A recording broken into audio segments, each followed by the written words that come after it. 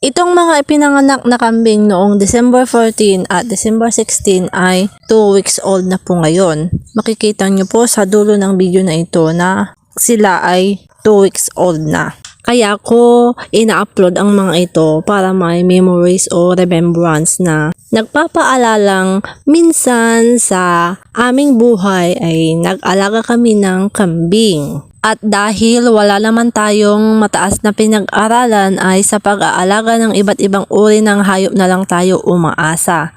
Hindi naman ang pagpapayaman ang pinaka-goal natin sa buhay, kundi yung may mapagkakitaan ka lang at mairaos mo yung isang araw na nakakain ka ng 3 beses ay okay na po yun. Eto na nga pala sila, patalon-talon. Ang healthy nila tignan, no, pero wag kayong pasigurado kasi dadapuan sila ng sakit nang hindi natin nalalaman, kaya observe lang po natin sila. Huwag niyo pong kalimutan na i-subscribe ang aking channel. Maraming salamat po sa nanood.